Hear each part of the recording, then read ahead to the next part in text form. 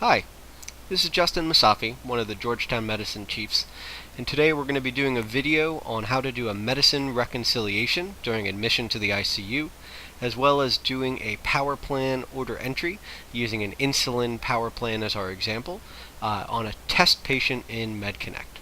This is going to be two important concepts whenever you're working in the intensive care unit. Hopefully this helps out. So here is our general order entry section, as many of you are aware. And up here are tabs for both medicine history, admission, and discharge. Notice the exclamation point on these two items. That alerts us that neither of those sections have been completed. First, to document our medicines by history. This section is sometimes partially filled out by nursing in the intensive care unit on admission or down in the emergency room. But it's our job as physicians to make sure we go through all of the items to make sure the medicines are complete and doses are correct. The first way we can do this is to manually add medicines. And first we'll use an example of an antihypertensive, lisinopril, and we're going to put in the dose there as well. So let's type in lisinopril 5. And if we do this, we see one item pops up, an oral tablet for lisinopril. We enter in the appropriate SIG, 1 tab daily. And that item's been entered. Now let's try another basic medicine like aspirin, this time not using the dose. Here you'll see a large variety of aspirin-containing products and doses pop up, which can be confusing as to which one to pick. For this example, let's just use the basic 81 milligram oral tablet. Enter in the appropriate SIG, and that's been completed. So while that's one way to enter it in, manually, we also see that down below, we have a variety of choices that we can alter, whether or not it's the dose, the SIG, the number of tablets. But in many times, we can't enter in these manually because the patient's not speaking to us. So we can use the external prescription history to view or import data from major pharmacies, CVS, Giant, and such. If the patient's consentable, you want to get their consent before going through their pharmacy history. And here you'll find a screen that gives you the ability to search through up to 2 years of pharmacy data. If our patient was real, we would be able to see a variety of options. Some of these medicines are ones that the patient didn't tell us, and it can be a great resource to find out which prescriptions have been filled at major pharmacies and when they were filled. You can then import those exact prescriptions and SIGs directly over onto the right side of your screen into your Med Rec, where we see the two items that we entered in previously. The combination of these two techniques give you the most accurate Med Rec possible. So you have two options down here. One is to leave the medicine history incomplete. Sometimes that's our only option, if the patient can't speak to us and we don't have pharmacy data, or you just click Document History. Notice on the upper right hand side we see that our med history now has a green check mark.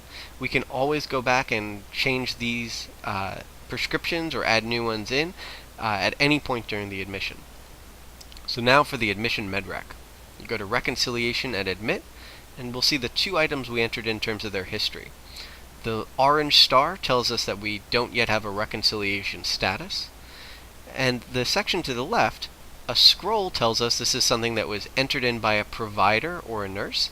In this case, those are items that we ourselves entered. Or you could see a prescription bottle. That would be an item that was entered in from pharmacy data. We now go over into the middle, where we see we have two options: to either continue the medicine or to hold it on admission. Here we'll see that as we continue the medicine, it converts the outpatient prescription to an inpatient order. Here we see there's an item that needs to be completed, and that's signified by the blue X. And here we want to put the indication. We'll choose hypertension. But we can also choose a variety of choices. When do we want the medicine to start? Following day or today? Do we want it to be routine or a stat order? Once we're done, we reconcile and sign. So now if we check in the order screen, we'll see that we now have our inpatient order of lisinopril being reviewed by pharmacy. And so this can speed up our admission process. If we do our admission Med Rec first, all of their outpatient meds that we want to continue are now already inpatient orders. We don't need to enter it in twice. So this can be a time-saving maneuver when you're doing your ICU admissions. So next, I'd like to go through the basics of doing a power plan. There's a variety of power plans within MedConnect. The one that we probably use most often would be doing our insulin order entry. So we do a search using the keyword insulin, and we'll find our power plan shows up. Notice the power plan icon shows up to the left of the choices. Click on it, and now we see the huge variety of orders within the power plan. Some of these come pre-checked, others require us to check them first. So in the first section of patient care, we'll find our communication for a non-med order. This is our glucose target goals. So we have two choices, 110 to 180 and 140 to 180. The default in the medicine ICU is 140 to 180, back from the Nice Sugar 2 study. In this section, we can also have nursing diabetes education, which is an order for our nursing staff. We can also choose how often we want glucose to be checked. So the default order set says 3 times a day and nightly. This is also abbreviated as ACHS. We can change this depending on if a patient is NPO or if they're getting continuous tube feeds. So we can check Q6 hours or Q4 hours, with Q4 being more common in our critically ill patients. This will become important later on when we choose how often we want to be checking and giving our sliding scale insulin, because it must line up with how often we're checking our glucose. So next, we're going to go down and we're going to choose the amount of insulin that we want to be giving our patients. A common pitfall in the ICU and medicine floors in general is only using sliding scale insulin. Most of our patients that come in on an oral hyperglycemic are going to need some sort of basal control, especially if they're on some sort of tube feed regimen. So we can choose a long-acting insulin such as glargine or NPH, glargine being our most common, as well as our prandial insulins. So let's do a default saying we had somebody coming in on metformin as well as a DPP-4 inhibitor. Let's give them a low dose of nighttime basal insulin. Here we'll enter in 5 units given at night. And we see that little X is gone, our order is in. Next we're going to give our prandial insulins. Now here we have to give it for all 3 meals, breakfast, lunch, and dinner.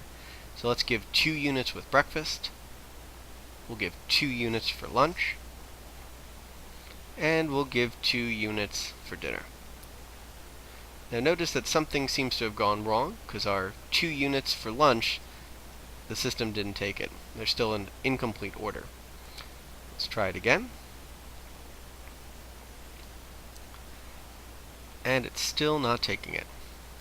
So a troubleshooting technique, if we right click and reset the order and try entering it in again, 2 units, it liked it that time. So now we'll do our sliding scale or corrective regimens. So there's guidance in here that you can do it based on the number of units per day or the weight of the patient. The number of units is probably more predictive. Also, if the patient is on high-dose steroids, sometimes they'll need higher amount of sliding scale. So the 2 options are your AC or before meals, and then the bottom option being nights. We can also change it, so instead of 3 times a day, we could do it as Q6 or Q4 hours, depending on how often we're checking their blood sugars.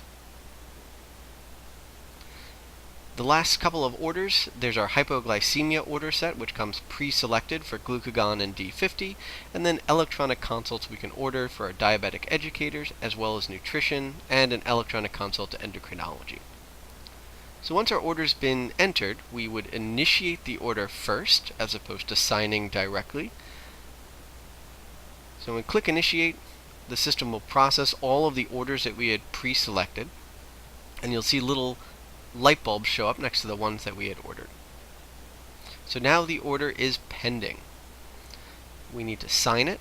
This will pull in all of the orders that had the little light bulb next to it, and when we click sign, those orders are now activated.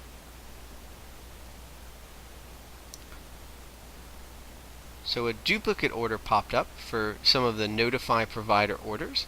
In this situation, you could order them both or just remove the duplicates. We'll remove them.